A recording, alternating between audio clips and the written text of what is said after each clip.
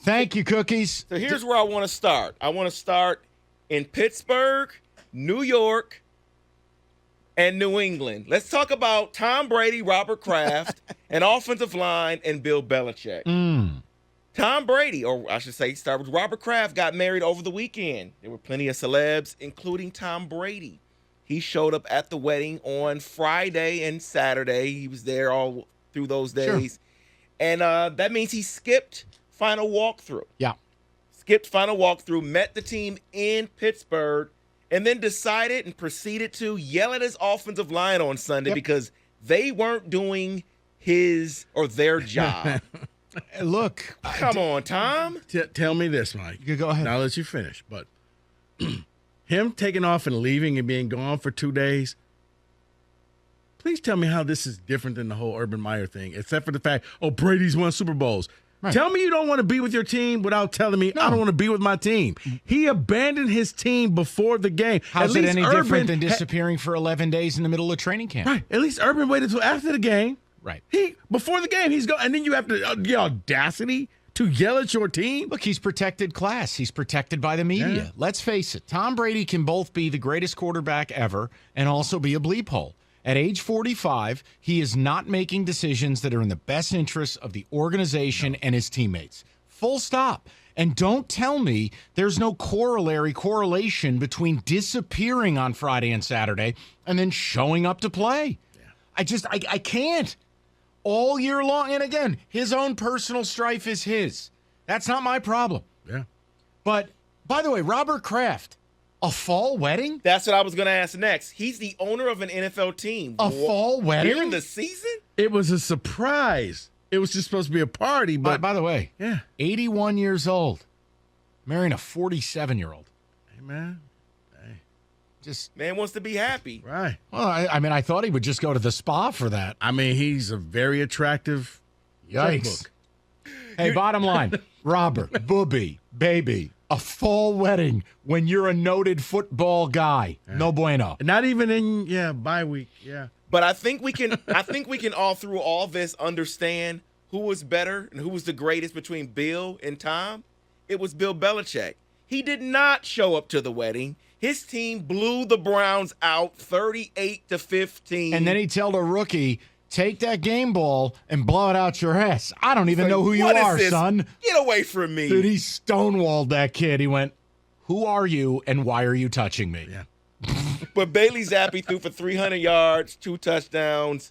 Is there possibly a QB controversy in New England? Yes, because you're hearing reports now about Mac Jones and the organization not seeing eye to eye, that there's somehow this deteriorating relationship. It's very bizarre. And it would be the most Patriot thing of all to take a 4th-round pick in Bailey Zappi, and all of a sudden he's the franchise. A year after Mac Jones had all the vibes. Like, Mac, so do you really feel that way? Yes. Okay, you can go. We'll find a place for you. How do you feel about Detroit?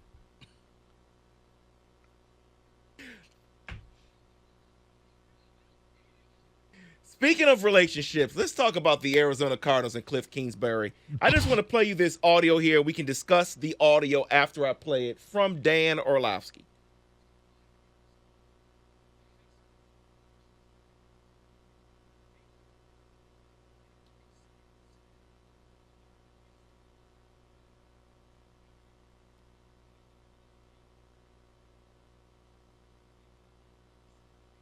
Mm-hmm.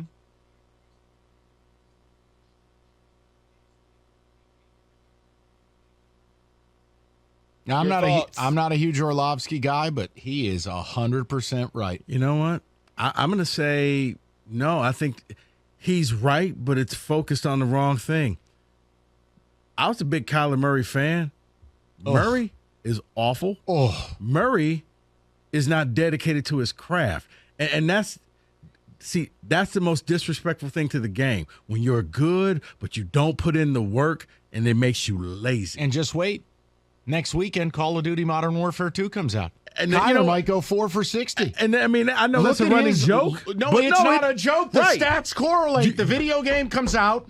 He hits the gas pipe. You don't take pride in your craft. And I see that when I'm watching him, like, what are you doing? Like, your team is, I think the Cardinals are starting to trust me. I could easily see them saying, you know what? If one of them has to go, we got to find somebody to ship Kyler off to. And Kingsbury is the favorite in Vegas as the next coach to lose his job at plus 140. Okay. By the way, Dan Campbell's the fourth choice at plus 800. The other note, it's an example of something I want to work because I'm in the interesting business. Kingsbury, Kyler, high-flying offense. It's interesting. You want it to work? I am beginning to get Hindenburg vibes. Like the black and white slow motion of the Zeppelin burning in the sky. Like this is a problem. Dude, this is bad because they've attached themselves to the hip to Kyler. So he probably stays, but I think that's the biggest mistake. I would try to do what the Seattle Seahawks did with Russell Wilson, find some willing person to take him and give me back some draft picks. I would keep Cliff and trade Kyler. Ooh. So let's talk about this game. The Bills and the Chiefs played yesterday, and baby. I think January's game messed me up. They did not score in the first quarter, and I was like, what are we doing here? No, you're not messed up. David, the Chiefs drafted exclusively defense outside of Pacheco in the 7th round, and the Bills' entire offseason was designed to beat the Chiefs, Von Miller, amongst others. Now, here's the problem. When the end of the first half happened and the Chiefs stole 3 points with 9 seconds to go, correct, I thought, wow, the Bills are going to have a nervous breakdown at half. But you know what? Defensively, they've got the goods. Like Matt Milano is the perfect player you need to beat the Chiefs. The beast. But that dude sideline to sideline and in coverage, you must have him. But when you look at, they drafted Elam, the rookie, came up with a pick. Von Miller came up with a huge sack. Offensively, they're running it more. They know they have to play a different game. To me, I love the Bills in that game. I think the Bills are the best team in football, and I think they're designed. And now, as long as they don't stick their head up their arse, the Chiefs have to go to Buffalo in January. Yeah, that's what that game was for. Because I'm thinking, well, it's a regular season game, but yeah, in the end, it means you got to go and play in the snow and the cold in Buffalo. Rather than, and it'll be cold Kansas in City Kansas City, too, right? But Buffalo's a different type of misery. But the wind is coming off the water. Woo! Man, that's a different. Because I believe Buffalo beat them in Week 5 last year. Yeah. So they can't mess it up. No, that's my point. Yeah. You're in the driver's seat, but there will be no margin. And so let's finish it off here with the goalpost. Real quick, Tennessee beat Bama in college football on Saturday. Goalpost goes down. Goalpost goes down the street in Rocky Top, goes into the river.